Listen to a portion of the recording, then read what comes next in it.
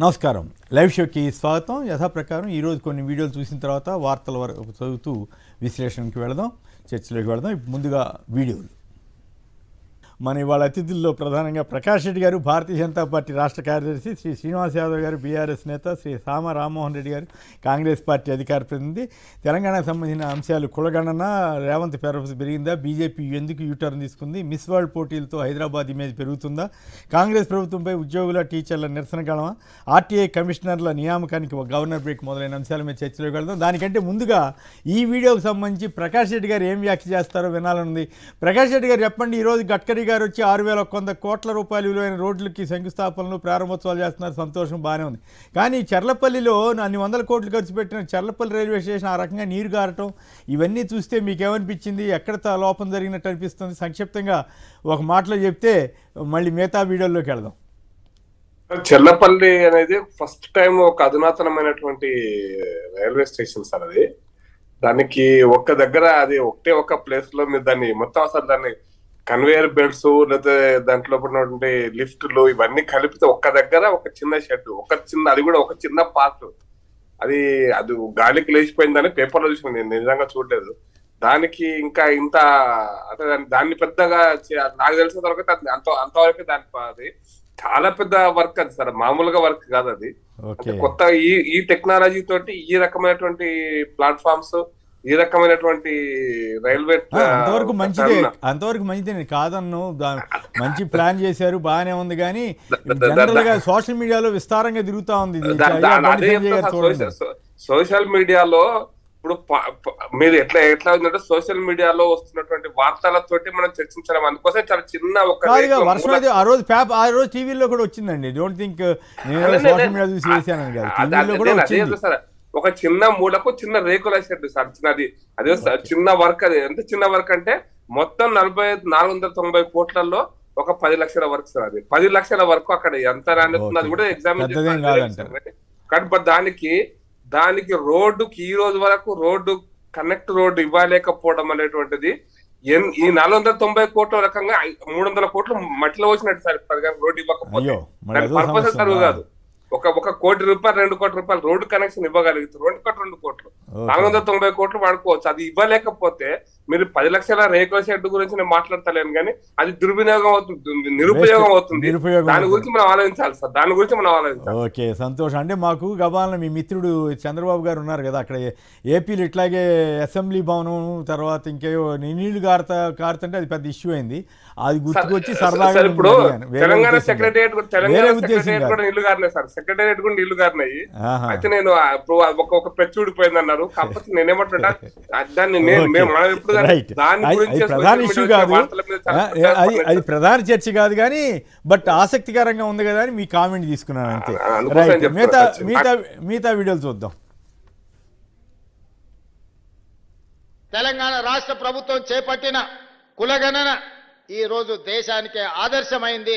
తెలంగాణ రాష్ట్ర ప్రభుత్వం చేసిన చట్టం ఈ రోజు కేంద్ర ప్రభుత్వం దేశంలో కూడా జనగణనలో కులగణన చేర్చి తొందరలోనే ఎవరు ఎంతమంది ఉన్నారో తేలుస్తామని చెప్పి ఈరోజు కేంద్ర ప్రభుత్వం ప్రకటించింది. అనంటే ఈరోజు మీరందరూ అండగా నిలబడి తీసుకొచ్చిన ప్రభుత్వం తీసుకుంటున్న చర్యల వల్లనే ఈరోజు పేదవాళ్లకు న్యాయం జరుగుతున్నది.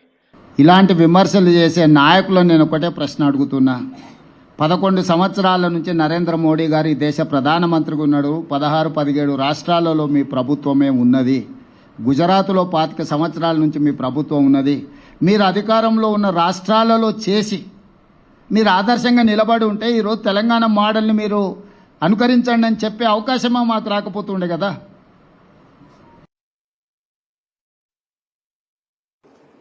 ఇది తెలంగాణ రోడ్ మోడల్గా అని ప్రచారం చేసుకుంటున్నారు. ఆ రకమైనటువంటి రాంగ్ రోడ్ మోడల్ మేము తీసుకోము. ఖచ్చితంగా వాస్తవాలకు అనుకూలంగా ప్రతి ఇంటికి వెళ్ళి దేశంలో మారుమూల ప్రాంతాలలో, గిరిజన తండాలలో, ఏజెన్సీ ఏరియాలో ఉన్నటువంటి ప్రతి ఇంటికి వెళ్ళి చేయబోయేటువంటి జనగణనలో భాగంగానే కులగణన ఉంటుంది తప్ప మీలాగా 50% హౌజెస్కే వెళ్ళి మరి కులగణన జరిగిందని ఒక తంతులాగా నడిపించేటువంటి ప్రసక్తి లేదన్న విషయాన్ని ఈ సందర్భంగా మనవి చేస్తున్నాను. కేసీఆర్ గారి పాలనకు రేవంత్ రెడ్డి గారి పాలనకు ఎంత తేడా ఉందంటే కేసీఆర్ గారి పాలన ఐఫోన్ లాగా ఉంటే రేవంత్ రెడ్డి గారి పాలన చైనా ఫోన్ లెక్క ఉన్నది. ఐఫోన్కు చైనా ఫోన్కి ఎంత తేడా ఉంటుందో కేసీఆర్ గారికి రేవంత్ రెడ్డి గారికి అంత తేడా ఉన్నది. అంటే సూపుకు బాగానే ఉంటుంది కానీ ఏం పనిచేయదు అన్నట్టు అటువంటి పరిస్థితి ఉన్నది. రైట్, అవి కొన్ని ఆసక్తికరమైన వీడియోలు. ఇక తెలంగాణ వార్తల్లోకి వెళ్ళడానికి ముందుగా ఏపీకి సంబంధించి కొన్ని వార్తలు చూద్దాం. యాక్సిస్తో అడ్డగోలు ఒప్పందం ప్రజలకు 25 ఏళ్ల షాక్. నాడు జగన్ పరిపాలనలో ₹2.49 విద్యుత్ తీసుకుంటే గగ్గోలు పెట్టినటువంటి తెలుగుదేశం పార్టీ, తెలుగుదేశం మీడియా, చంద్రబాబు గారు వీళ్ళంతా ఇప్పుడు ₹4.60 అడ్డగోలుగా కొంటున్నారు. కరెంటు కుంభకోణానికి చంద్రబాబు యాక్సిస్ కారు చౌక ఒప్పందంపై అప్పుడు విషం చల్లారు. ఇప్పుడు 25 ఏళ్ల అధిక రేట్ల ఫిక్సింగ్కు ఇప్పుడు పాల్పడుతున్నారంటూ సాక్షి ప్రధాన వార్తగా ఇచ్చింది. మరి ఇప్పుడు తెలుగుదేశం మీడియా, ఈనాడు, ఆంధ్రజ్యోతి మాత్రం కిక్కురు మనం అంతా అప్పట్లోనే విషం చల్లారు, అబద్ధాలు ప్రచారం చేశారు. ఇప్పుడు మాత్రం నోరు విప్పట్లేదు. Mining mafia don MP Vemireddy mining యజమానులకు ఎంపీ బెదిరింపులంటూ మరో వార్తనిచ్చారు. అన్నదాతకు గుండెకోత, కుండపోత వర్షంతో తడిసి ముద్దైన ధాన్యం. ఏపీలో పత్రికా స్వేచ్ఛకు సంఖ్యలు, తప్పుడు కేసులతో కావలి సాక్షి విలేకరి మరో ముగ్గురిపై ఏకంగా నాన్ బెయిలబుల్ కేసు పెట్టారటండి. ఆధారాలు లేకపోయినా మూసివేసిన కేసు రీఓపెన్ చేసి మరీ అరెస్ట్ చేశారట. ఆంధ్రప్రదేశ్లో రెడ్ బుక్ పాలన ఎంత ఘోరంగా, ఎంత నీచంగా సాగుతోందనటానికి ఇవన్నీ ఉదాహరణలు అవుతాయి. రాష్ట్రంలో మీడియా ట్రయల్ జరుగుతోంది. ఎల్లో మీడియా ప్రతిరోజు తప్పుడు కథనాలు ప్రచురిస్తోంది. పోలీసులు కూడా దిగజారి వ్యవహరిస్తున్నారు. కోర్టులంటే లెక్కలేనితరంగా వ్యవహరిస్తున్నారు. చట్టం పరిధి దాటిన ప్రతి ఒక్కరిని కోర్టుకి ఈడుస్తాం. YSR Congress party legal cell అధ్యక్షుడు ఎం మనోహర్ రెడ్డి హెచ్చరిక. ఇక బిల్డప్ బాబాయ్ దగ్గరికి వస్తే అంతిమ లబ్ధిదారుపై గురి. గత నెల రోజులుగా జగన్ గారి ప్రభుత్వానికి సంబంధించి స్కాములు ఏమి దొరక్క లేని స్కామ్ని, అదేదో అసలు ఎవరు కంప్లైంట్ చేయలేదు, ఏమీ లేదు. ఆ కంపెనీలు కానీ వీళ్ళే సృష్టించి అవినీతి జరిగింది, కొనుగోళ్ళని, అదని పిచ్చి పిచ్చిగా రాస్తూ వాళ్ళతో వీళ్ళతోటి స్టేట్మెంట్లు ఇప్పిస్తూ వాంగ్మూలాల ఆధారంగా స్కామ్ అని చెప్పి ఆరోపణ చేసి అరెస్టులు చేస్తున్న వైనం బహుశా భారతదేశంలో ఎక్కడ జరిగి ఉండదు. రోజు రాస్తుంది ఈనాడు. వాళ్ళకి వేరే పనే లేదు, ఎందుకంటే ఏం దొరకలేదు. ఎక్కడో చోట జగన్ గారిని ఏదో రకంగా ఇబ్బంది పెట్టాలని తాపత్రం. ఇక ఇంకో బిల్డప్ బాబాయ్ ఈనాడు వారు, ఆంధ్రజ్యోతి వారు 4,000 ఎకరాలతో 80,000 కోట్లు వచ్చేస్తుందంట అమరావతిలో. ఇప్పుడు బిల్డప్, ఎందుకంటే 1,00,000 కోట్లు అప్పు చేస్తున్నారని అందరూ జనం అంతా బూతులు తిడుతున్నారు కదా, ఏందా 1,00,000 కోట్లు అప్పు చేసి ఇంత అరాచకంగా ఉందని. దానికి వీళ్ళు బిల్డప్ ఇచ్చేస్తున్నారు, కవరప్ అనమాట. ఎకరాకి 20 కోట్లకు అమ్ముతారట.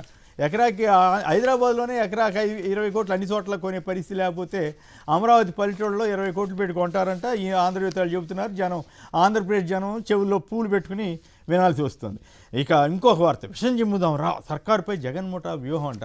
హైదరాబాద్లో కొంతమంది కూర్చుని ఎట్లెట్లా ఆరోపణ చేయాలో ఆలోచిస్తున్నారంట. మరి వీళ్ళు రాసిన అరాచకం వార్తలతో పోలిస్తే ఇప్పుడు ఎవరు అసలు నిజంగా ఆ పరిస్థితి ఈ రోజున ఉందా? ఒక్క వార్త నిజం చెబితేనే తీసుకెళ్లి జైల్లో పెడుతున్నటువంటి తరుణంలో ఆంధ్రప్రదేశ్లో కూటమి ప్రభుత్వం అంత అరాచక ప్రభుత్వం ఇంకెక్కడైనా కనపడుతుందా? నేను 50 ఏళ్ళుగా చూస్తున్నాను. బహుశా ఆంధ్రప్రదేశ్లో చంద్రబాబు గత ప్రభుత్వాలు కూడా ఇంత నీచంగా ఉందని, ఇంత అధ్వానంగా ఉన్నాయని నేను ఎప్పుడు చెప్పలేదు. కానీ ఈసారి చంద్రబాబు గారి పాలన ఉందో లేదో, ఆయన అబ్బాయి పాలన నడుస్తుందో కానీ చాలా అధ్వానంగా సాగుతోంది. వాటికి ఆంధ్రజ్యోతి, ఈనాడు నమ్ముకుని మళ్ళీ మునుగుతారో తేల్తారో చూడాల్సిందే. ఇక చౌకబారు విమర్శలను తిప్పికొట్టండి. ఏ మంచి కార్యక్రమం చేపట్టినా వైసీపీ దుష్ప్రచారం చేస్తోందని చంద్రబాబు గత 5 ఏళ్లలో చేసినటువంటి దుష్ప్రచారం కానీ అబద్ధాలు కానీ లెక్కేస్తే కొన్ని వందల సంఖ్యలో ఉంటాయి. ఆయన ఇప్పుడు తిప్పికొట్టండి అని చౌకబారు విమర్శలను చెబుతున్నారు. ఈ చంద్రబాబు గారు ఎల్లో మీడియా, ఈ టైమ్స్ ఆఫ్ ఇండియాలో వచ్చిన ఒక వార్త చూస్తే సిగ్గుపడాల్సిందే. ఏం రాస్తున్నారంటే, band of BTech girls in AP develop, janitors and cooks to pay fee. వాళ్ళకి ఫీజులు కట్టుకోవడానికి డబ్బులు లేక జానిటర్స్ అంటే టాయిలెట్లు కడటం, గార్డెనింగ్ చేయటం, వంట మనుషులుగా ఉపయోగపడి వాళ్ళు తద్వారా సంపాదించుకున్న డబ్బుతోటి ఫీజులు కడుతున్నారని గుంటూరులో ఒక సంచలనమైన వార్త వచ్చింది. ఇది ఆంధ్రప్రదేశ్లో ఉన్న పరిస్థితి. మరి ఫీజు రియంబర్స్మెంట్ ఇస్తున్నామంటున్నారు, ఇవ్వట్లేదంటున్నారు. మరి ఇస్తున్నారో లేదో తెలియదు కానీ ఇదైతే దారుణమైన పరిస్థితి. మరి ఎప్పటికి మారుతుందో. రెడ్ బుక్ పాలన వదిలేసి ఈ సంగతి చూస్తే బాగుంటుంది. ఇక తెలంగాణ వార్తలకు వస్తే, నిప్పుకు తెలుసు నీళ్లు రావని హైదరాబాద్లో పెరుగుతున్న బహుళ అంతస్తుల భవనాలు. ఇది ఒక పెద్ద సమస్యగా ఉన్నట్లుంది. తెలంగాణలో హైదరాబాదు పెరుగుతాం బాగానే ఉంది కానీ మరి ఈ రకంగా ఎట్లా ఏమిటి విపరీతంగా పెరిగిపోతే వాటర్ సమస్య, డ్రైనేజ్ సమస్య ఇవన్నీ వస్తాయని గత కొద్ది రోజులుగా సాక్షి టీవీలో దీనికి సంబంధించిన ప్రత్యేక కథనాలు కూడా వస్తున్నాయి. మరి ఇటువంటి మీద ప్రభుత్వం అప్రమత్తంగా ఉంటే మంచిది. ఇక సమరమే ప్రభుత్వ ఉద్యోగులు, ఉపాధ్యాయుల, పెన్షనర్ల పోరుబాటు అంటూ తెలంగాణ ప్రభుత్వం మీద మొదటిసారిగా కొద్ది రోజుల క్రితం ఆర్టీసీ సమ్మె హెచ్చరిక చేశారు. ఇప్పుడేమో ఏకంగా ప్రభుత్వ ఉద్యోగులు వీళ్ళంతా కూడా సమ్మెకి దిగుతామంటున్నారు. ముందుగా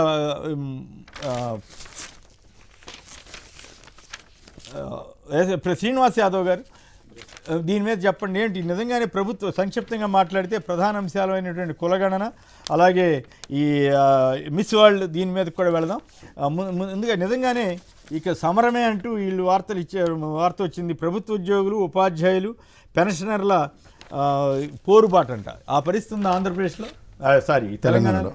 స్పష్టంగా మీకు అదేవిధంగా రామ్మోహన్ రెడ్డి గారికి, మన సాక్షి ప్రేక్షకులకు శుభోదయం. ఏదైతే ముఖ్యమంత్రి గారు మంచి అధికారం వచ్చిన తర్వాత వాళ్ళతో క్యాబినెట్ కమిటీ కూడా వేసిండ్రు, వాళ్ళతో చర్చించడం కూడా జరిగింది. 10 నెలల దాదాపు 24 ఇప్పటి వరకు వాళ్ళకు 5 DAలు ప్రకటించాలి. 5 DAలు ఇంతవరకు ఇవ్వలేదు. సో హెల్త్ కార్డు కూడా పనిచేస్తలేదు. ఇప్పుడు ఉద్యోగ సంఘాలు మిగతా ఇష్యూస్ అంటేనేమో పొలిటికల్ ప్లేయర్స్ అనొచ్చు.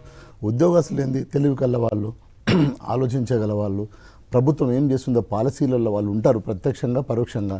సో వాళ్ళు సమరానికి ఎందుకు సిద్ధమవుతున్నారు అనేది ఈరోజు ప్రభుత్వం ఒకసారి విశ్లేషించుకోవాలి. ఎందుకంటే మిగతా ప్రజలంటే రెచ్చగొడుతున్నాము, ప్రతిపక్షాల పార్టీలు ఒళ్ళు పెడుతున్నాయి ఇవన్నీ చెప్పొచ్చు. కానీ మీరు ఇస్తున్న హామీలు, మీరు ఇస్తున్న DAలు, మీరు ఆల్రెడీ క్యాబినెట్ కూర్చొని వాళ్ళతో సమావేశమైంది. ఏది 24వ తారీఖు 10వ నెల 2024లో సమావేశమైంది. ముఖ్యమంత్రి సమావేశాక 15 రోజులలో మేము అన్ని క్లియర్ చేస్తామని చెప్పారు. 650 కోట్లు క్లియర్ చేస్తామని చెప్పారు. 5 కోట్లు కూడా ఇప్పటివరకు క్లియర్ చేయాలి. అదేవిధంగా హెల్త్ కార్డ్స్ కూడా పనిచేస్తలేవు. ఎంప్లాయీస్ హెల్త్ కార్డ్స్ పనిచేస్తలేవు. సో అప్పుడు స్పెషల్ జీవో ఇచ్చి హరీష్ రావు గారు ఆరోగ్య శాఖ మంత్రిగా ఉన్నప్పుడు అద్భుతంగా అమలైనవి. నేనేమంటున్నా, ప్రభుత్వం నుంచి ప్రజల నుంచి వ్యతిరేకత వస్తుంది మీ 6 గ్యారెంటీల మీద అంటే ఒక విధంగా, కానీ ఈరోజు మీకు తోడుగా ఉండి పనిచేసే ఎంప్లాయీస్ కూడా, ఉద్యోగస్తులు కూడా మీకు వ్యతిరేకంగా మీ నిరసన వ్యక్తం చేయడానికి సమరానికి సిద్ధమైన వాళ్ళు ఒక్కసారి దశలో రాలేదు సార్. 33 దిశలలో జేఏసీలు ఉన్నాయి. వాళ్ళు మీటింగ్ పెట్టు దశల వారిగానే నిన్న సుందర విజ్ఞాన కేంద్రంలో మీటింగ్ పెట్టుకొని వాళ్ళు ఒక కాల్ ఇచ్చారు, పెన్ డౌన్ చేస్తాం, దశల వారిగా మేము పోతామని చెప్పాను. నేనేమంటున్నాను, అదంతా మీకు తెలుస్తుంది కదా, మన ప్రభుత్వమే కదా, మీ ప్రభుత్వమే కదా, మీ ప్రభుత్వంలో అధికారులు ఉన్నారు కదా, పనిచేసే వాళ్ళు కదా. సో కాబట్టి ప్రభుత్వము ఎట్లాంటి హామీలు ఇచ్చి అమలు చేస్తారనేది ఈరోజు ప్రజలకు చేయలేదు. అదేవిధంగా ఉద్యోగస్తులు కూడా మీతో పనిచేస్తున్న వాళ్ళను కూడా మీరు వాళ్ళని చూసుకోకపోతే ఎట్లా ఈరోజు అదే వ్యతిరేకత స్పష్టంగా అనిపిస్తుంది. రైట్. ప్రకాష్ రెడ్డి గారు మీరే ఉంటారు, నిజంగానే ప్రభుత్వ ఉద్యోగుల్లోనూ అట్లాగే పెన్షనర్లు వీళ్ళందరిలోనూ టీచర్లోనూ నిరసన వ్యక్తమవుతోందా, లేదా దీని వెనకాల కూడా ఏమన్నా పొలిటికల్ బ్యాక్గ్రౌండ్ ఉండే అవకాశం ఉందా? ఇప్పుడు కాంగ్రెస్ ప్రభుత్వం వచ్చేటప్పుడు వాళ్ళ ఎన్నికల మేనిఫెస్టో 420 రాసినారు. దాంట్లో ఒకటి ఉద్యోగస్తులు 420 ఉన్నాయా? వీళ్ళు టిఆర్ఎస్ బీజేపీ వాళ్ళు 420 అనే పదం రావడం కోసం ప్రయత్నం. మీరు రోజు చర్చ పెడితే మళ్ళీ బుక్ తీసుకొచ్చి సార్ పోనీ ఆ పదం కూడా ఉపయోగించడం తప్ప అనుకుంటే వాళ్ళు 63 వాగ్దానాలు చిన్న ఒక మేనిఫెస్టో 6 గ్యారంటీలకు 63 అనుబంధ వాగ్దానాలు అని చెప్పి ఒక 63 మాత్రం వాళ్ళు ఒక పెద్ద లిస్ట్ ఇచ్చారు సార్. 63లోనే అంటే షార్ట్ లిస్ట్ వేసిన దాంట్లోనే 3 పెండింగ్ లో ఉన్న 3 DAలను 100 రోజుల లోపల ఇచ్చేస్తామని చెప్పారు సార్. ఇచ్చిన తర్వాత 1.5 year దాటిపోయింది సార్. ఇంకా 2 DAలు, ఇప్పుడు ఇంకా మళ్ళీ జూన్ వస్తే 3వ DA కూడా యాడ్ అవుతుంది. 6 DAలకు గానీ ఇప్పుడు ఇచ్చింది వాళ్ళు 1 DA ఇచ్చారు సార్. ఒకటే 1 DA ఇచ్చారు సార్. అంటే గత ప్రభుత్వం చేసినటువంటి ఉద్యోగుల పట్ల చేసినటువంటి నష్టానికి మరింత నష్టాన్ని ఈ ప్రభుత్వం చేస్తుంది సార్. మొత్తం అప్పుడు 2023 డిసెంబర్ నాటికి 3 ఉంటే ఇప్పటికీ అది ఇంకొక 3 యాడ్ అవుతాయి ఇప్పుడు జూన్ కి. అందులో 1 ఇచ్చారంటే 6లో 1 ఇచ్చి 5 పెండింగ్ ఉన్నాయి సార్ ఇప్పటికి. కాబట్టి దీని విషయంలో ఉద్యోగస్తులు సహజంగా ఉంటారు. రెండోది 2022-23లోనే మీరు ఇస్తానండి ఎలక్షన్ కమిషన్ ఇస్తే అన్న, ఎలక్షన్ కమిషన్ ఆ రోజు ఆపింది. 2 DAలు క్లియర్ చేస్తాం సరే. ఎలక్షన్ కమిషన్ ఆపని చెప్పకంటే ఉద్యోగుల పట్ల మీరు PRC చేసినప్పుడు మీకు ఉద్యోగుల కార్డ్స్ అంటున్నారు కదా, ఉద్యోగుల కార్డ్స్ కు అదే మీరు టిఆర్ఎస్ ప్రభుత్వం ఇంకా అంతకంటే ఉద్యోగాలకు తీవ్రంగా నష్టం చేసింది సార్. 2014 తర్వాత మీరు ఇచ్చినటువంటి DAలని, మీరు ఇచ్చిన PRC ఏంది, ఉద్యోగస్తులకు మీరు ఇచ్చిన ఇంక్రిమెంట్ అని లెక్కలు తీసుకుంటే చాలా అధ్వానంగా ఉంది. ఇంకా భారతదేశంలో ఏ రాష్ట్ర ప్రభుత్వం ఇవ్వని, ఇదే భాష అందరూ ఉపయోగిస్తాం సార్, ఏ రాష్ట్ర ప్రభుత్వం ఇవ్వనన్ని పెన్షన్ జీతాలు మేము ఇస్తున్నాం అని చెప్పి కేసీఆర్ గారు పదే చెప్పారు. భాష ఎందుకు కానీ అబ్బాయి వద్దురండి కదా, అది లెక్కలు తెలుసు అందరికి. కానీ ఆ లెక్కలు ఆ లోపలికి పంచాయతీ కాదు కదా, కాంగ్రెస్ గవర్నమెంట్ మీద కదా ఇప్పుడు. అందుకోసమే దాని లోపలికి పోతాను అక్కడికి. మీరు ఇస్తాం, ఇప్పుడు మీరు పిఆర్సీ పెండింగ్ ఉంది 2023 నుంచి. ఇప్పటిదాకా దాని గురించి మాట్లాడడం లేదు, దాని గురించి కనీసం ఊసత్తే కూడా తట్టలేదు. వారు చెప్పినట్టుగా హెల్త్ కార్డు అయితే ఆరోగ్యశ్రీకి అనుసంధానం చేశారో అది అసలు 1 లక్ష రూపాయల ఈవెన్ హెల్త్ కార్డు పనిచేయదు. ఏ హాస్పిటల్కి పోయినా కూడా ఈవెన్ రియంబర్స్ కోసం పెట్టుకుంటే 1 లక్ష రూపాయలు దాటి 1 రూపాయి కూడా వీళ్ళు ఇవ్వట్లేదు. కరోనా కాలంలో కూడా ఇవ్వని కరోనా కాలంలో కూడా బీఆర్ఎస్ కూడా ఇవ్వలే, 1 రూపాయి కూడా ఇవ్వలే. ఎంప్లాయీస్ ఎవరైనా హాస్పిటల్ పడితే దానికి ఎలిజిబిలిటీ లేదని యాదని ఇదని ఎన్ని కథలు చెప్పి 1 లక్ష రూపాయలు ఇవ్వడానికి 3 నెలలు పట్టింది. ఇప్పుడు దురదృష్టం ఏంటంటే సార్, పెన్షనర్లకు ఇవ్వాల్సినటువంటి అయితే పెన్షనర్లకు ఇవ్వలేకనే వాళ్ళ ఏజ్ లిమిట్ పెంచారు సార్. 61 ఏళ్ళకి పెంచినాడు సార్. ఉద్యోగస్తుల యొక్క వయసు అంటే రిటైర్మెంట్ కాల పరిమితి 61కి పెంచినాడు 50 నుంచి కేసీఆర్ గారు ఇవ్వలేకనే. ఇప్పుడు దాన్ని కూడా 61లో ఇవ్వాల్సిన పరిస్థితి వచ్చినప్పుడు దగ్గర వీళ్ళు ఇవ్వాల్సినటువంటి పెన్షన్ రిటైర్మెంట్ కాగానే ఇవ్వాల్సిన బెనిఫిట్స్ అన్నిటిని కూడా ఇవ్వలేని 6 నెలలు ఏడాది దానికి కూడా పర్సెంటేజ్ సార్. దానికి కూడా ఉద్యోగస్తులు కూడా కష్టపడి సంపాదించుకుని పెట్టుకున్న డబ్బులకు కూడా లంచం ఇవ్వకపోతే ఫైనాన్స్ డిపార్ట్మెంట్ అడుగు ముందుకు పోతలేదని ఉద్యోగస్తులు, వాళ్ళకి ఏ సంఘాలతో సంబంధం లేదు, ఏ రాజకీయ పార్టీతో సంబంధం లేదు సార్. అటువంటి వాళ్ళు కూడా బాధపడుతున్నారు సార్. రాష్ట్ర ప్రభుత్వం దాన్ని పట్టించుకోకుండా మేము ఇది ఇచ్చినాం, మేము అది ఇచ్చినాం, భారతదేశానికి ఆదర్శం, ప్రపంచానికి ఆదర్శం. అది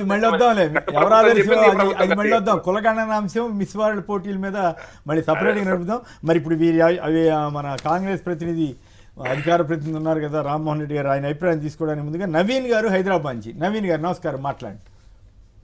నమస్తే సార్. నమస్తే, మాట్లాడండి.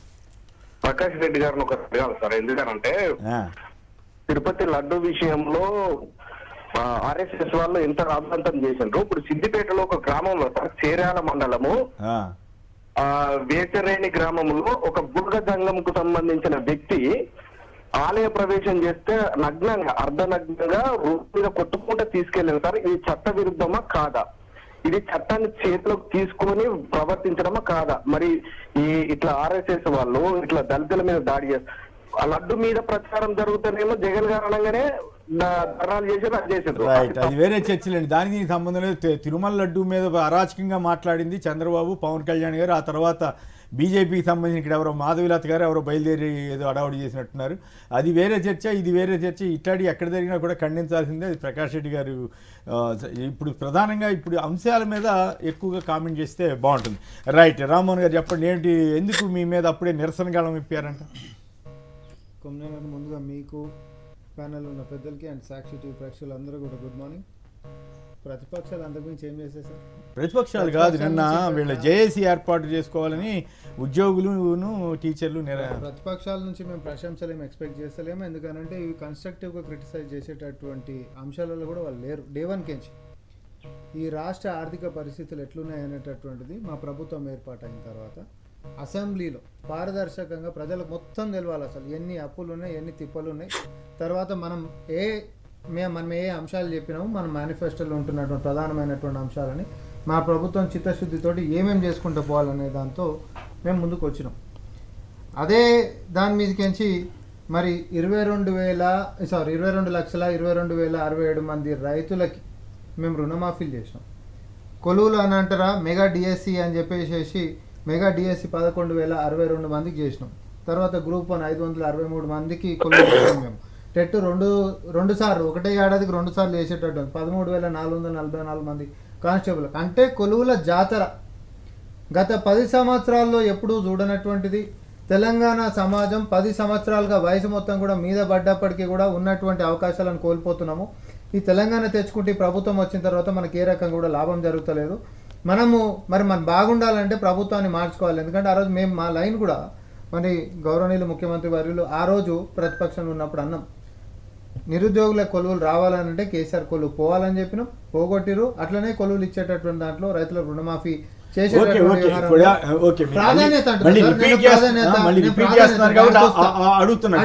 నేను అడిగిన ప్రశ్న ఒకటి, మీరు ఇస్తున్న ఆన్సర్ ఒకటి. పరీక్ష కాదు కదా ఇది. ఉద్యోగస్తులు పాయింట్ ఏంటంటే ఉద్యోగ సంఘాలు, టీచర్ల సంఘాలు సమావేశమయ్యారు. దీన్ని మీరు ఎట్లా ఎదుర్కొంటారు? వాళ్ళు విమర్శలు ఏమైనా చేయనివ్వండి, వాళ్ళు అదిగా సమస్య.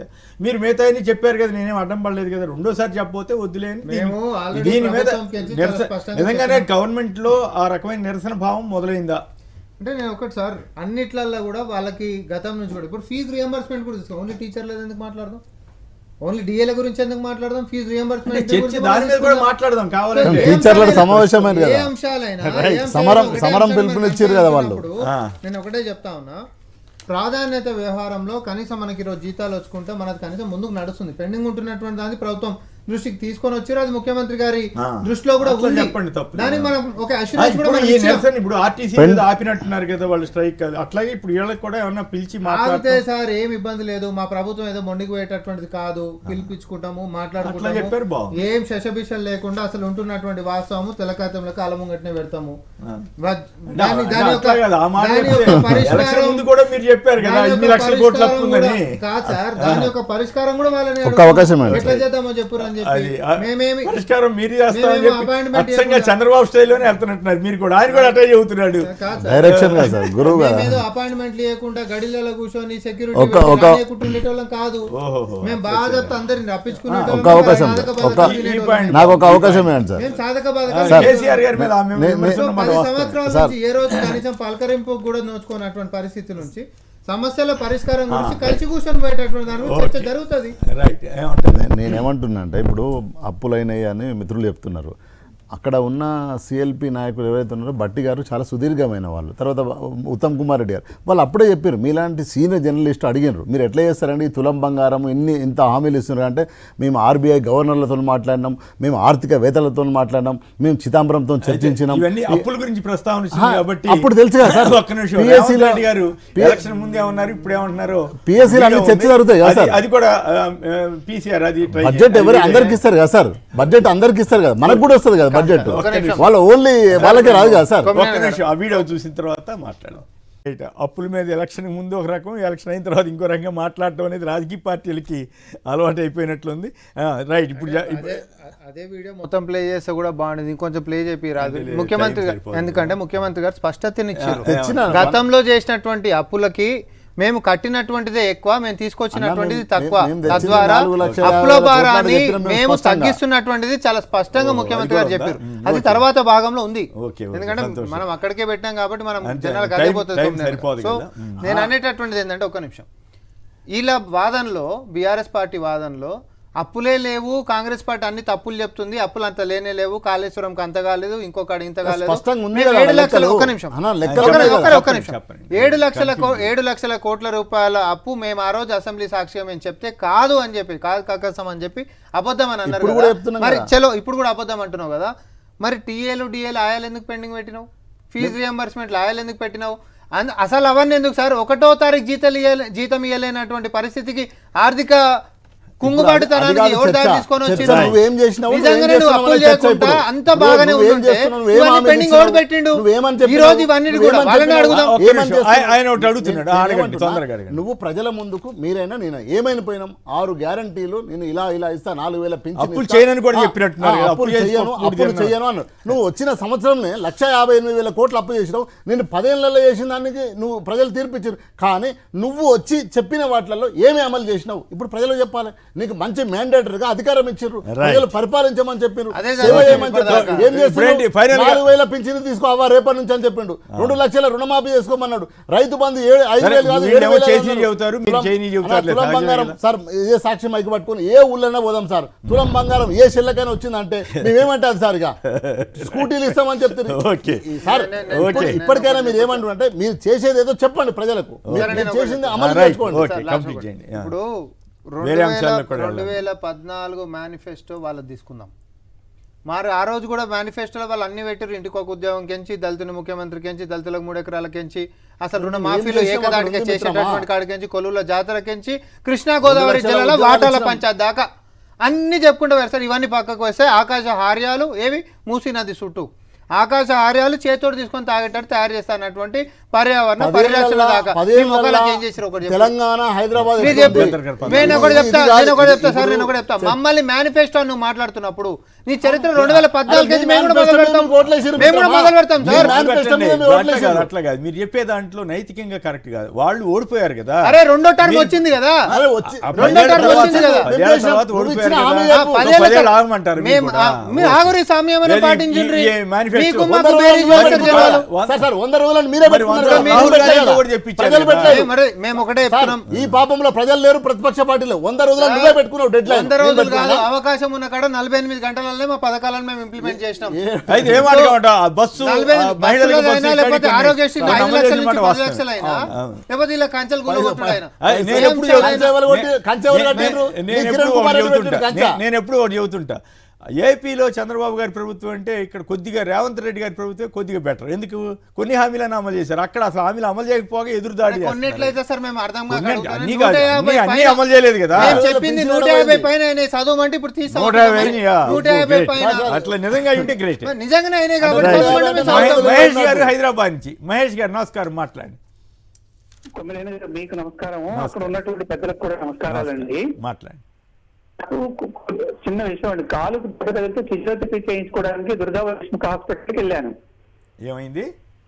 నాకు కాలుకు దెబ్బ తగిలితే దుర్గాబాయి దేశం హాస్పిటల్ కి ఫిజియోథెరపీకి వెళ్ళానండి. దుర్గాబాయి దేశం అక్కడ పిల్లలు ఉన్నారు కదా, ఫిజియోథెరపీ చేసినట్టు పిల్లల్ని అడిగాను, మీకు ఫీజు రియంబర్స్మెంట్ వచ్చిందా అని. అవును, వచ్చి సార్ కేసీఆర్ గవర్నమెంట్ ఉండేది రాలేదు కానీ ఇప్పుడైతే వచ్చింది సార్ అని చెప్పారు పిల్లలు. Very good. అంతవరకు అయితే వాస్తవం అయితే మేము మెచ్చుకోవాల్సింది, అంతవరకు అభినందించాలి. ఇప్పుడు గుంటూరులో ఎప్పుడైతే చూసాం కదా, పిల్లలు పాపం జానిటర్ పని, టాయిలెట్లు ఇవన్నీ చేయాల్సిన పరిస్థితి అక్కడ ఏర్పడిందని టైమ్స్ ఆఫ్ ఇండియా చేసిన వార్త చాలా హృదయ విదారకం. ఆ పరిస్థితి లేకుండా ఇక్కడ ఇస్తే అభినందించాల్సిందే. ఆర్టికల్ కూడా చదివాను. అయితే మాకు తెలిసినటువంటి వాళ్ళు ఆంధ్రలో ఉన్నారు, వాళ్ళని అడిగాను. పాలిటెక్నిక్ కాలేజీలో చదువుతున్నాడు, మాకు మనవడు అవుతాడు. ఓకే, ఏదో ఫీ రియంబర్స్మెంట్ వచ్చిందంటే అలాంటివి ఏం రాలేదు తాతయ్య ఇంతవరకు.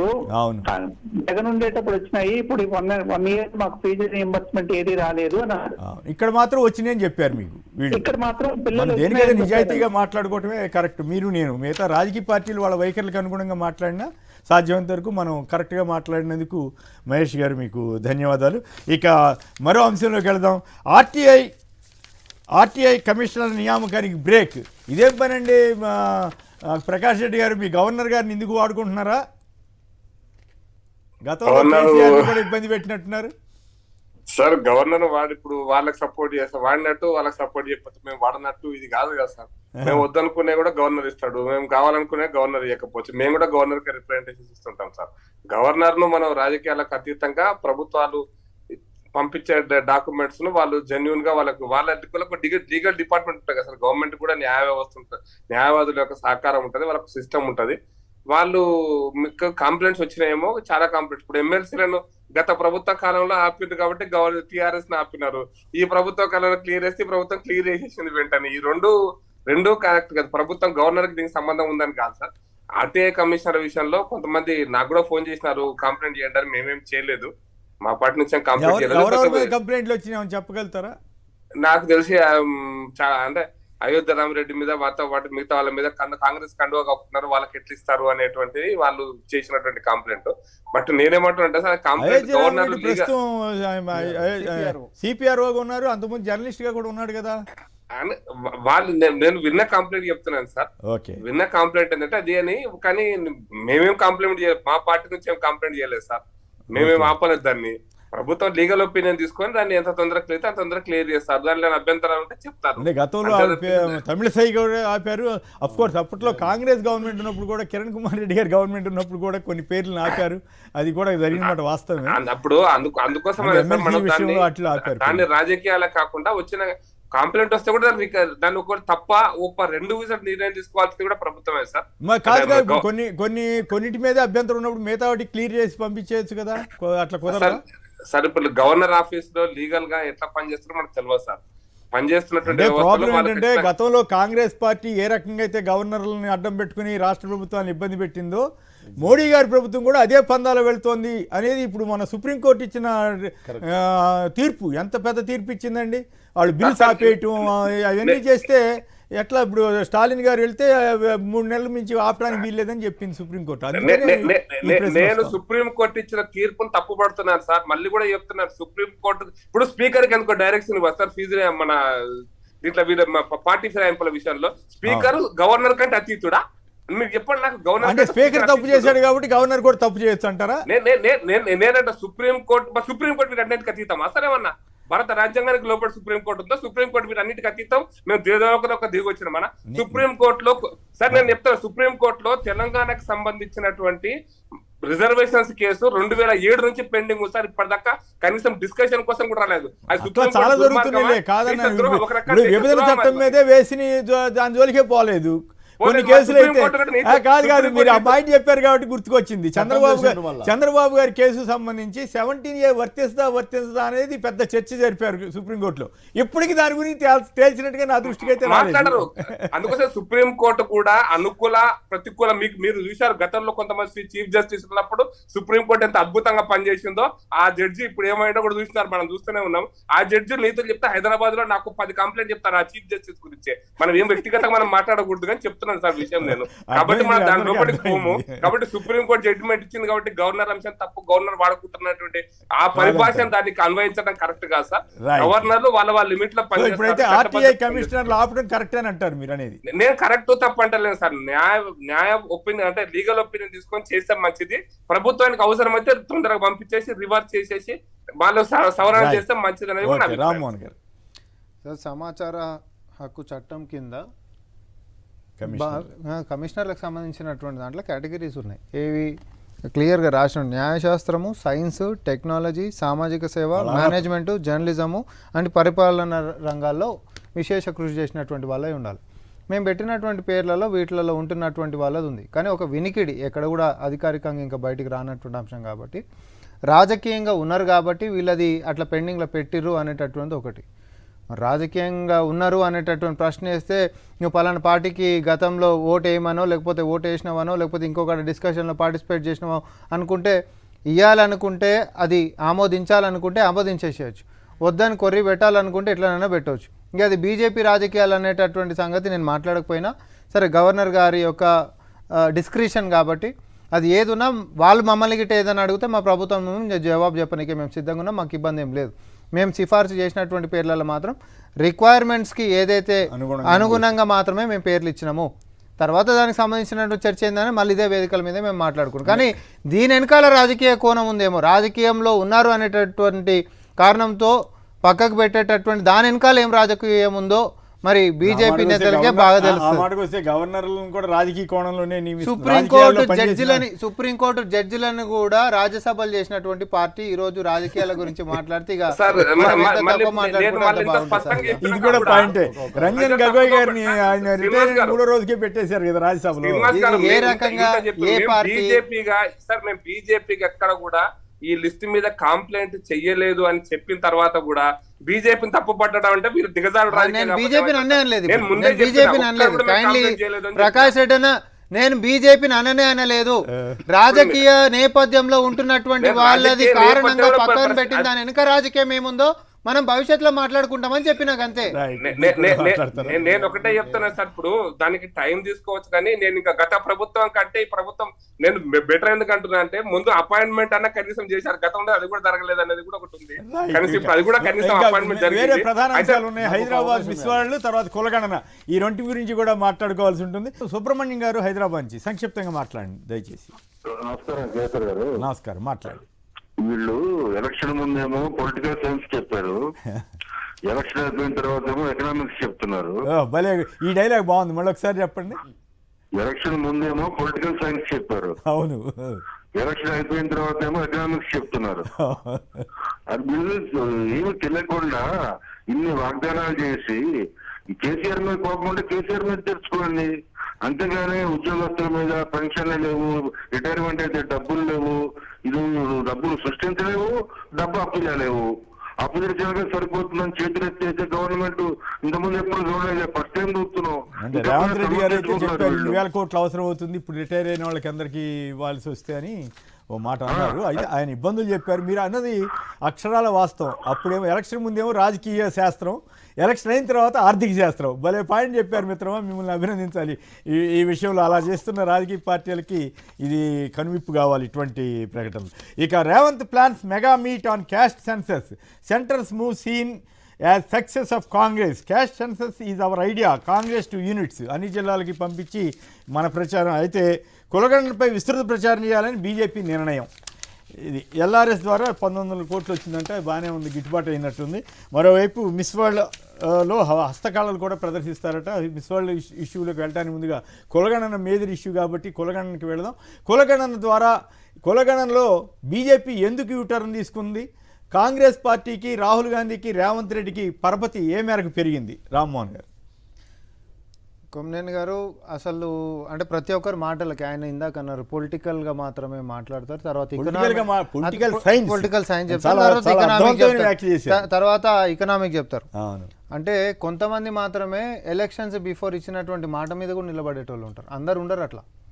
కాంగ్రెస్ పార్టీ మాకుంటున్నటువంటి దాంట్లో మాకున్న కష్టాలల్లో నష్టాలల్లో ఎంత సాధ్యమైతే అంత ప్రజలకే చేస్తున్నాం తప్ప అంతకుమించి వేరే లేదు. దాంట్లో ఒక ఎగ్జాంపులే కులగణన కూడా. కులగణనకి సంబంధించి అందరూ నోటికి మాత్రమే పరిమితమైనటువంటి నాయకులు తప్ప చేతలతో చూపించినటువంటి సర్కార్ ఏదైనా తెలంగాణలో కాంగ్రెస్ పార్టీ, మా ప్రభుత్వము, ముఖ్యమంత్రి రేవంత్ రెడ్డి గారి అధ్యక్షత. రేవంత్ రెడ్డి గారి పరపతి పార్టీలోను ఈ జనంలోనూ పెరిగింది, దేశంలో కూడా దేశవ్యాప్తంగా పెరిగింది. ఎందుకంటే మాట కట్టుబడి మేము ఉన్నాం, సంఘటితంగా మేము కొట్లాడినాం, క్యాబినెట్ తీర్మానం తీసుకున్నాము, దాన్ని అసెంబ్లీలో కూడా మేము పాస్ చేసుకున్నాము. అంతేకాదు దాని గ్రౌండింగ్ కూడా మేము చేసినాము. కులగణన 50 రోజుల పాటు ఎన్యూమరేటర్ 150 ఇండ్లను ఒక యూనిట్ లెక్క తీసుకొని వాళ్ళకి 50 రోజుల సమయం ఇచ్చి ఇంటింటికి ప్రశ్నపత్రాలు సర్వే మీరు చేసింది కులగణన ఆడికి వస్తా సార్, జనాభా లెక్కలైతేనే చట్టబద్ధంగా వస్తుంది అంటే దానికంటే ముందు కిషన్ రెడ్డి గారు ఏమనాలో మనం మాట్లాడుకోవాలి. ఈ సర్వే అసలు కులగణన అనగానే హిందువులను చీల్చేటటువంటి కుట్ర చేస్తున్నారు అని అన్నారు. అర్బన్ నక్సల్ ఈయన కాదు, ఇక ఒక అడుగు ముంగడుగు పోతే ప్రధానమంత్రి గారు ఎన్నికల కంటే ముంగట మా ప్రతిపాదనలు చూసే అర్బన్ నక్సల్ మైండ్ సెట్తో కాంగ్రెస్ పార్టీ ముందుకు పోతుంది. అర్బన్ నక్సల్ మైండ్ సెట్, కులగణన అనేటటువంటిది ఒక అర్బన్ నక్సల్ మైండ్ సెట్ ఇది. ఎందుకంటే ప్రజల్ని విచ్ఛిన్నం చేసేటటువంటిది, ఎవరు కులాలు ఏందనేటటువంటిది బయటికి చెప్పేటటువంటిది. మరి ఒక ఆయననేమో హిందువులను విచ్ఛిన్నం చేసేటటువంటి దాన్ని కిషన్ రెడ్డి గారు మాట్లాడినరు, అర్బన్ నక్సల్ మెంటాలిటీ అని చెప్పి స్వయాన ప్రధానమంత్రి గారు మాట్లాడారు. మరి అర్బన్ నక్సల్ మెంటాలిటీ ప్రధానమంత్రి గారికి వచ్చిర్రా, హిందువులని విచ్ఛిన్నం చేసేటటువంటి కుట్ర కిషన్ రెడ్డి గారు చేస్తారు. కర్ణాటకలో అయితే సీఎం సిద్ధరామయ్యని హిందూ వ్యతిరేకని కూడా కాంగ్రెస్ ఎంపీ వాళ్ళందరూ వెబ్సైట్ ట్విట్టర్లో కూడా కామెంట్. బీజేపీ వాళ్ళకి హద్దుబాటు ఉంటుంది సార్, అనడానికి అవకాశం ఇస్తే ఎంత అని అంటారు. నా ప్రశ్న ఈరోజు ఒకటే, కిషన్ రెడ్డి గారికి హిందువులని విచ్ఛిన్నం చేసేటటువంటి కుట్ర చేసే గుణం వచ్చిందా, లేకపోతే ప్రధానమంత్రి గారికి అర్బన్ నక్సల్ మెంటాలిటీ టికెట్ వచ్చిందా? కాంగ్రెస్ పార్టీని విమర్శించినటువంటి మీరు మా నిర్ణయాన్ని, తెలంగాణ ప్రభుత్వాన్ని, లేకపోతే రాహుల్ గాంధీ గారు తీసుకున్నటువంటి ఒక సంకల్పాన్ని విమర్శించడానికి నోరొచ్చినటువంటి మరి మీరు ఎందుకు ముందుకు తీసుకున్నారని అనుకుంటున్నారు మీరు? ఇప్పుడు అది ఫోర్స్ ప్రజల నుంచి వచ్చినటువంటిది.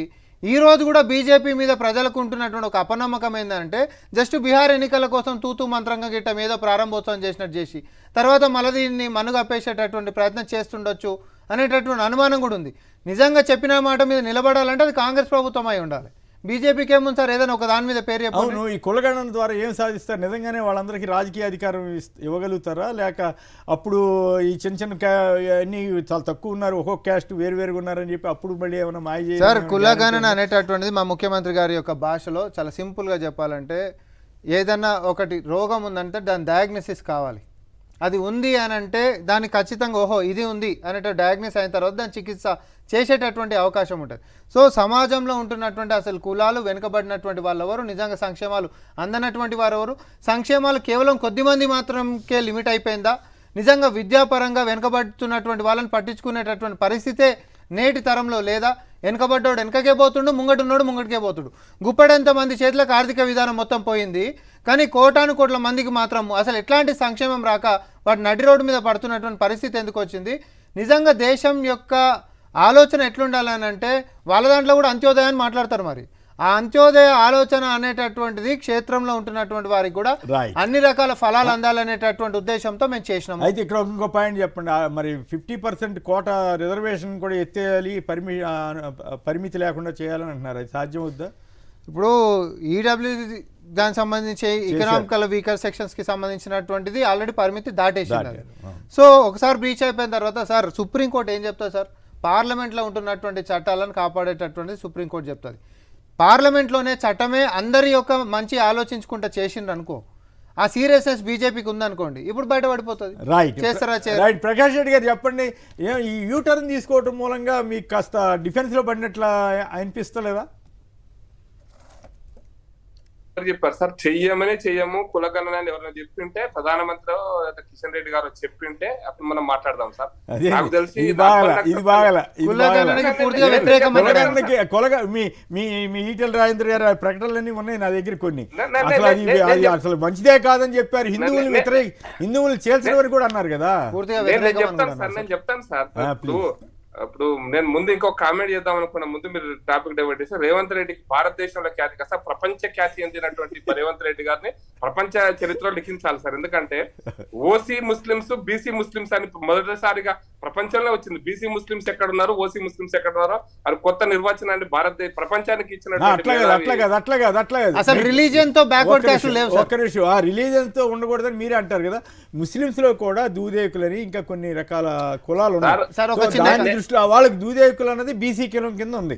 అది దాన్ని కూడా సార్ ఒక చిన్న విధానం, మన భారత రాజ్యాంగంలో రిజర్వేషన్స్ అనేటటువంటివి సామాజికంగా విద్యాపరంగా వెనుకబడినటువంటి వాళ్ళే మాత్రమే బీసీ రిజర్వేషన్స్ కింద ఉన్నటువంటి వాళ్ళు తప్ప వాళ్ళు మతాల మీదకెంచో కులాల మీదకెంచో లేరు. కాకపోతే ఎక్కువ శాతం ఉంటున్నటువంటి వాళ్ళు కులాలలో ఉండరు కాబట్టి ఇది ఒక కేసు తోటి వచ్చినటువంటిది కాదు. ప్రకాష్ రెడ్డి గారు సార్, ఇప్పుడు అసెంబ్లీ సాక్షిగా బీసీలు ఎంతమంది అంటే 56% మంది, అందులో 46% మంది హిందూ బీసీలు, 10% మంది ముస్లిం బీసీలు, 3% మంది ముస్లిం ఓసీలు ఉన్నారు అన్నాడు. ఇది పార్లమెంట్ అసెంబ్లీ సాక్షిగా చెప్పినటువంటి పదం సార్. నేను సృష్టిస్తానే, నేను కొత్తగా చెప్తాను సార్. అందుకోసం వారికి ప్రపంచంలో అవార్డు ఇవ్వాలంటే వాళ్ళకి ఇవ్వచ్చు.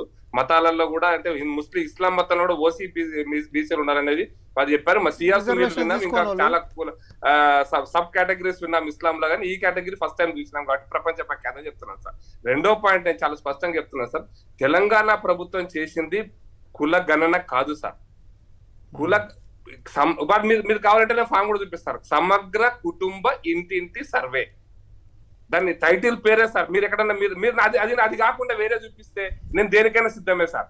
సమగ్ర కుటుంబ ఇంటింటి సర్వే, దాని కింద కుల, సామాజిక, ఆర్థిక, ఇంకా మిగతా అన్ని రాసి పెట్టారు. కానీ మళ్ళీ ఇంటింటి సర్వే చేశారు తప్ప కుల గణన కోసం సర్వే చేయాలి. ఆర్థిక, విద్య, ఉపాధి, రాజకీయం మరియు కుల సర్వే ఇష్యూ మీరు డైవర్ట్ చేస్తున్నట్టుగా అనిపిస్తా ఉంది ప్రకాష్ రెడ్డి గారు. ఇక్కడ పాయింట్ ఏంటంటే, నేను అడిగిన ప్రశ్న ఏమంటే, మీరు అర్బన్ నక్సలైట్లని అన్నారా లేదా, అట్లాగే కులగణన హిందువుల్ని చీల్చే ప్రక్రియ అసలు వీళ్ళు ఎప్పుడు వ్యతిరేకం. మీ యోగి ఆదిత్యనాథ్ గారు అయితే డైరెక్ట్ అంటే కాటే నాకు హిందీ సరిగా గుర్తురాదు. అర్బన్ నక్సల్స్ గురించిన పదాన్ని ఉపయోగించినప్పుడు సార్, అది కులగణన కోసం అర్బన్ నక్సల్స్ ఉపయోగించలేదు సార్. వీళ్ళ చుట్టూ వీళ్ళ భాష ప్రాంతాల వారిగా, మతాల వారిగా, భారతదేశం ఒక జాతి కాదు, ఇది భిన్న జాతుల కలయిక. ఇది భిన్న జాతుల యొక్క కలయిక అనేది స్టాలిన్ చెప్పిండు, మార్క్స్ చెప్పిండు, స్టాలిన్ చెప్పిండు, లెనిన్ చెప్పిండు. మన రాష్ట్రంలో భారతదేశంలో నంబూదిరిపాల్ చెప్పిండు, చంద్రరాజేశ్వరరావు చెప్పిండు, రణదీవయ్య చెప్పిండు, ఈరోజు రేవంత్ రెడ్డి చెప్తున్నాడు. రేవంత్ రెడ్డి ప్రభుత్వంలో ఉన్నటువంటి నాయకులు చెప్తున్నారు, రాహుల్ గాంధీ కూడా చెప్పిండు. కాబట్టి రేవంత్ రెడ్డి ప్రభుత్వంలో మేము మళ్ళీ చెప్తాం సార్, కోదండరామ్ సార్ లాంటి వాళ్ళు ఇన్ఫ్లుయెన్స్ కావచ్చు, లేదా ఇటువంటి భావజాలంతో నక్సలైట్లతో చర్చలు చేయమని చెప్పినప్పుడు వాళ్ళు అర్బన్ నక్సల్స్ ప్రభావితం ఉన్నారా, ఇంకెవరు ప్రభావితం ఉన్నారనేది మనకు కనపడుతుంది. మీరు తెలివిగా డైవర్ట్ చేస్తున్నట్టు అనిపిస్తా ఉంది. సమర్థులే కానీ కొంచెం డిఫెన్స్ లో పడి యాక్చువల్ గా ఆ రోజు ప్రధాని గారు అన్నా, లేదా మీ యోగి ఆదిత్యనాథ్ అన్నా, లేదా ఇంకో కూడా ఈ కులగణన మీదే వ్యతిరేకంగా మాట్లాడారు. కులగణన హిందువుల్ని చీలుస్తుందని కూడా చెప్పారు. నేనేమన్నా సార్, కులగణన పేరుతోటి కులాల మధ్య చీల్చకండి. నేను మళ్ళీ కులగణన అనేది మీరు చెయ్యలేరు కూడా అని చెప్పారు సార్. నేను చెప్తున్నాను సార్, 1931 లో నా దగ్గర లిస్ట్ ఉంది సార్. నేను మీకు కావాలంటే మీకు 63 కేటగిరీస్ అందులో సబ్ కేటగిరీస్ కలిపి హైదరాబాద్ ఇవన్నీ చరిత్ర వదిలిపెట్టేసిన చరిత్ర అందరు చదువుకుంటూ ఈడ కులగణన జరగాలి. మీ భాషలో సమగ్ర కుటుంబ సర్వే అనండి, ఇంటింటి సర్వే అనండి, ఏదైనా జరగండి. మేము చేసినటువంటి దాంట్లో కుల సర్వే కూడా జరిగింది. దానికి మీరు బద్ద వ్యతిరేకులు, మేము వ్యతిరేకము, ఇది హిందువులను చీల్చేటటువంటి కుట్ర అని ఇక్కడంటే అర్బన్ నక్సల్ యొక్క ఆలోచన విధానం అని ప్రధానమంత్రి గారు అన్నారు. ఇది ఎట్లాంటి పరిస్థితులలో ఎంటర్టైన్ చేయమని చెప్పి కూడా స్పష్టంగా మాట్లాడిరు. ఒక్క నేత మాట్లాడలే, అన్ని రాష్ట్రాల్లో అందరూ మాట్లాడిరు. ఈ రోజు ఎందుకు మీరు యూటర్న్ తీసుకున్నారు అనేది కొమ్మినేని గారి సూటి ప్రశ్న. కరెక్ట్. నా తరఫున మీరు సార్, అడిగారు. నేను అర్బన్ నక్సల్స్ పదాన్ని కులగణన సందర్భంగా మోడీ దానికేం చెప్పిండు? అది కరెక్ట్ కాదు, అది కరెక్ట్ కాదు. మీరు మీరు ఇబ్బంది పడుతున్నారు. మీ PCR పోనీ అది సరే, ఆయన ఏదన్నా కానివ్వండి. ఇప్పుడు ఎందుకు నిర్ణయాన్ని యూటర్న్ తీసుకున్నారు? నేను మళ్ళీ చాలా సూటి సమాధానం చెప్పాను సార్. టర్న్ తీసుకోలేదు, స్ట్రైట్ గానే ఉంది. చెప్పరా బిఆర్ ఎన్నికల కోసం తీసుకున్నాము, పదాన్ని మీరు ఉపయోగించడమే ఈ సందర్భంగా నితీష్ గారు ఒత్తిడి చేస్తున్నారు. చూసే వాళ్ళకి మీరు సోషల్ మీడియాలో రెఫరెన్సెస్ ఉన్నాయి, మొత్తం తీయొచ్చు, తప్పు కూడా ఏం లేదు. మీరు చూపిస్తారు, చూపించండి. ఒకవేళ అదే సందర్భంగా ఇదే అన్నారంటే చూపించండి సార్. నెంబర్ 1. నెంబర్ 2, చాలా స్పష్టంగా చెప్తాను సార్, కులగణన విషయంలో నేను మళ్ళీ కూడా చెప్తున్నా సార్. బీజేపీ ఇప్పుడు కేంద్ర ప్రభుత్వం తీసుకున్న నిర్ణయం ఏంటంటే సార్, ఏ కులం జనాభా చరిత్రలో పోలేదు ఇంత ముందు కూడా. గతంలో చేసినటువంటిది ఫలానా వడ్డెర కులం ఎంత ఉంది, లేదా ఫలానా మేదరి కులం ఎంత ఉంది, లేదా ఫలానా కూలీ కులం ఎంత ఉంది, ఇట్లా దేశం మొత్తం మీద 3 సార్లు చేశారు బ్రిటిష్ కాలంలో. తర్వాత మళ్ళీ కాంగ్రెస్ చేయలేదు. మేమన్నది అంటే కాంగ్రెస్ 50 ఏళ్ళు ఎందుకు చేయలేదో ప్రజలకు సమాధానం చెప్పకుండా ఈ రోజు మీరు 10 ఏళ్ళు ఎందుకు చేయలేదు చెప్పండి. ఈ 11 ఏళ్ళలో మీరు ఎందుకు చేయలేదు? నేను సార్, మీరు మాట్లాడకంటే ముందు నేను మాట్లాడి 11 ఏళ్ళు ఎందుకు అంటే 11 ఏళ్లలో కులగణనే జరగలేదు, అసలు గణనే జరగలేదు, ప్లీజ్ సార్. నేను కొమ్మినేని గారు, నేను వారు మాట్లాడినప్పుడు మళ్ళీ చెప్తాను. 2021లో మొదటిసారి జరగాలి సార్, 11 తర్వాత 21లో 2020లోనే నేను మళ్ళీ చెప్తున్నాను సార్. మొత్తం దేశం మీద కులగణన సంబంధించి 2019లోనే ట్రైనింగ్ అయింది సార్. అందరికీ కులగణన కాదు, జనగణన జనాభా లెక్క కొంచెం ట్రైనింగ్ అయింది. వాళ్ళకు ట్యాబ్లు, వాళ్ళకి ఏమి ఇవ్వాలి మొత్తం సంబంధించి ప్రిపరేషన్ అయిన తర్వాత చరిత్ర అక్కర్లేదు, అవన్నీ కాదండి. ఇక్కడ పాయింట్ ఏంటంటే కీలకమైన ప్రశ్న ఒకటి అడగాలి ప్రకాష్ రెడ్డి గారు. మిమ్మల్ని కీలకమైన ప్రశ్న ఒకటి అడగాలి. పహల్గావ్ ఘోరమైనటువంటి ఘటన జరిగిన తర్వాత యావత్ ప్రపంచం, యావత్ దేశం కూడా ఆ రోజు క్యాబినెట్ మీటింగ్ జరిగింది. ఏదో చాలా అత్యంత ముఖ్యమైనటువంటి అంశాలు, యుద్ధమో లేకపోతే ఇంకోటో అని అందరూ ఎదురు చూస్తున్న టైంలో సడన్గా మీరు కులగణన ఎందుకు తీసుకొచ్చారో అర్థం కాలేదు. జనం అందరూ ఆశ్చర్యపోవాల్సిన పరిస్థితి ఎందుకు క్రియేట్ అయింది? నేను ఒకటే నిమిషం క్లారిఫికేషన్, హాఫ్ మినిట్లోనే సార్. 2026లో భారత పార్లమెంటులో ఉన్నటువంటి చట్టం ప్రకారం 2026 తర్వాత జరిగే గణన సంబంధించి గణనతోనే పార్లమెంట్ శాసనసభలు పార్లమెంట్ రియార్గనైజేషన్ జరగాలి. కాబట్టి 2026లో మొదలు పెట్టాలి, 26లో గణన మొదలు పెట్టాలి, జనగణన. కాబట్టి దానికి సంబంధించిన ప్రిపరేషన్ దీనికి ఎంప్లాయీస్ ట్రైనింగ్ ఇవ్వాలి. దానికోసం ఇప్పుడు కనుక డెసిషన్ తీసుకుంటే తప్ప పార్లమెంట్ పక్క పహల్గావ్ అంత పెద్ద ఇన్సిడెంట్ ఉంటే మీరు దాన్ని పక్కన పెట్టి ఇది ముందు తీసుకురావటం ఏమిటా అనేది చాలా మందిలో ఆశ్చర్యం కలిగింది. 2026లో గణన చేయాలి కాబట్టి దాని గురించి అంటారా? ఓకే, ఒక్కసారి శ్రీనివాస్ యాదవ్ గారికి కూడా అవకాశం ఇవ్వాలి ఖచ్చితంగా. పార్లమెంట్ ప్రిపరేషన్ జరిగినాయి కాబట్టి జరిగిందా? రైట్. ఓకే, ఈ రెండు పార్టీల జరిగింది భారతదేశంలో ఏం జరుగుతున్నటువంటిది అంటే ఏం చెప్పలేము సార్. ఎక్కడైనా మానవ సమాజంలో ఒక సర్వే జరిగిన, జనగణన జరిగిన ఎందుకు జరుగుతుందంటే ఆర్థిక, సామాజిక, రాజకీయ స్థితిగతులను తీసుకొని ఆ ప్రభుత్వం ఏ దేశంలో ఉన్నా, ఏ ప్రపంచంలో పథకాలను అమలు చేస్తుంది. అది ప్రధానంగా చేసేది.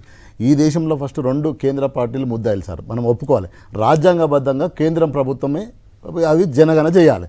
మొదలు కాంగ్రెస్ చేయలేదు. ఈ 50 ఏళ్ళలో కూడా ఎప్పుడు కూడా ఈ దేశంలో ఎంత దౌర్భాగ్యం అంటే సార్, మీరు వినాలే, ఈరోజు కుక్క లెక్కలు, పందుల లెక్కలు, పులుల లెక్కలు, యానిమల్ సెన్సస్ జరుగుతుంది సార్. సేమ్ ఎవ్రీ 10 ఇయర్స్కి ఒకసారి యానిమల్ సెన్సస్ కూడా జరుగుతుంది. ఆ యానిమల్ సెన్సస్ జరిగినప్పుడు యానిమల్ సెన్సస్ మనకు వస్తుంది, పులులు ఎన్నున్నో కూడా వస్తుంది. కానీ ఈరోజు ఈ దేశంలో ఉన్న బడుగు వర్గాలు, దళితులు కాకుండా, ఎస్టీలు కాకుండా మిగతా బీసీలు ఏవైతే ఉన్నాయో ఎవరి లెక్క కూడా ఇప్పటివరకు చెప్పలేదు సార్ కాంగ్రెస్ పార్టీ.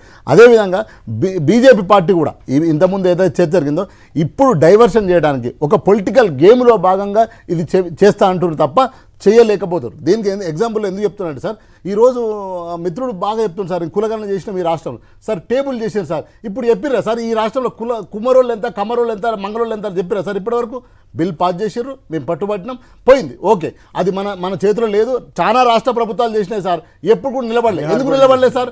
ఎందుకు నిలబడలే అంటే ఒక నిమిషం, రాజ్యాంగబద్ధంగా కేంద్ర ప్రభుత్వమే చేయాలి. అది ఎవరు చేసినా నడవదు అనేది సత్యం. ఎవరు సరే చేసి పంపినావు, సంతోషం. పంపినాక ఇప్పటి వరకు ఈ రాష్ట్రంలో టేబుల్ డిస్కషన్ చేసిందా సార్? నేను ఏమంటున్నా,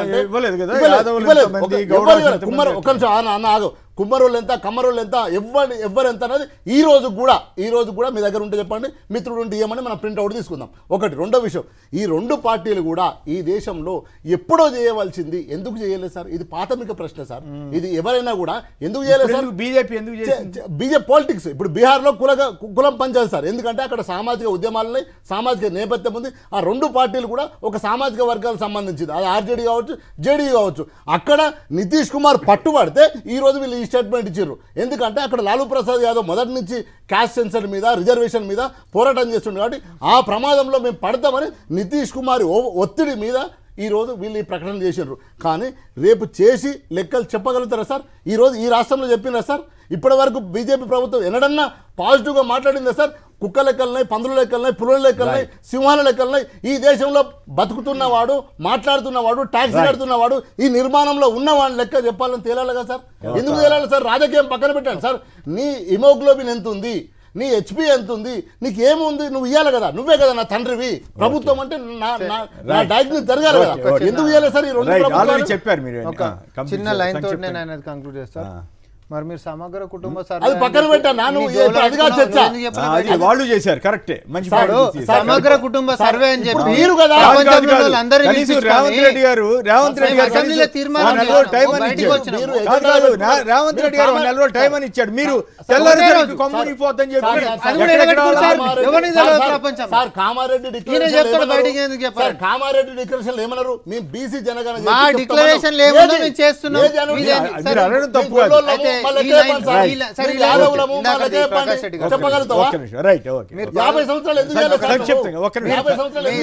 దీంతో పాటు మీరు పహల్గామ్ అని చెప్పి ఇందాక అన్నారు కాబట్టి నేను అంటాను సార్, బీజేపీ విధానంలోనే ఈద్ కా జవాబ్ పత్తర్ సే దేంగే అని ఉంటుంది. మేము కాంగ్రెస్ పార్టీ నుంచి కూడా పాకిస్తాన్ వాడు ఈడ్ తోటి కొడితే మనము పత్తర్సేనై మిజైల్సే దేంగే, మన అందరం కలిసి చేద్దాము, ఈ దేశం కలిసికట్టుగా ఉందాము, మన సంగతి ఏందో చూద్దామని చెప్పి మనం వెంట నిలబడ్డాం. దేశం మొత్తం పార్టీ జెండాలు పక్కకు పడేసి నిలబడేశారు.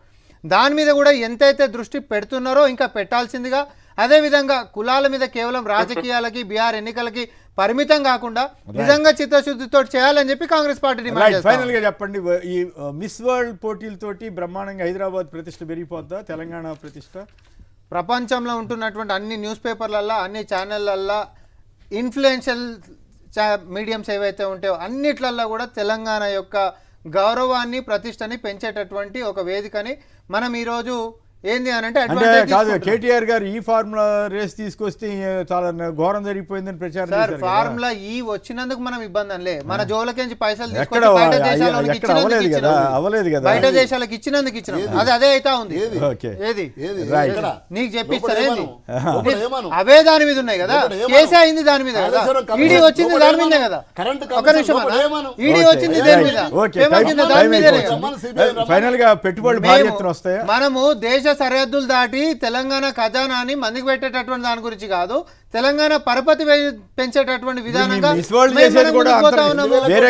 వేరే దేశాలలో మనం ఎందుకు డబ్బులు ఇస్తాం సార్? వాళ్ళే మన కాడికి వస్తారు, ఉల్టా మనకు పెట్టుబడులు వస్తాయి, ఖర్చు పెడుతున్నారంట కదా, ఉల్టా మనకు పెట్టుబడులు వస్తాయి. రైట్.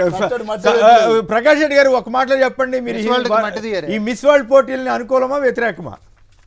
సార్ ఇప్పుడు రాష్ట్ర ప్రభుత్వం నిర్ణయం తీసుకుంది సార్, అనుకూలం వ్యతిరేకం కానీ, కాకపోతే ఈ రేసులు ఆ రేసులు ఈ రోజు ఉన్న పరిస్థితులలో ఈ దేవాలయాలలో ఇక్కడక్కడ పెడుతున్నారు. వాళ్ళు ఎందుకు పెడతారో రిజల్ట్ వచ్చినాక చూద్దాం, కానీ వాళ్ళు బయటకు వచ్చినాక అది టూరిజం బాగా పెరుగుతుంది, తెలంగాణ టూరిజం పెరుగుతుందని చెప్తున్నారు. కానీ తెలంగాణ టూరిజం పెరుగుతుందా పెరగదా చూద్దాము. దాన్ని ఇంకా ఏ రకమైన అశ్లీలంగా ఉంటే తప్పకుండా తప్పు పడతాం సార్, అంతే. అశ్లీలంగా ఉంటే తప్పకుండా తప్పు. అశ్లీలంగా అట్లా ఉంటారని నేను చెప్పట్లేదు కదా. అట్లా పేజెంట్ దానికి సంబంధించినటువంటి వాళ్ళది ఎట్లుంటుందో దాని ప్రకారం అట్లా నడుస్తుంది. At the same time keeping the interest of Telangana people in mind. Right. Okay. Sama Rammohan Reddy garu, Srinivas Yadav గారు, ప్రకాష్ రెడ్డి గారు అందరూ కూడా ధన్యవాదాలు. ఇది నేటి చర్చా కార్యక్రమం. నమస్కారం.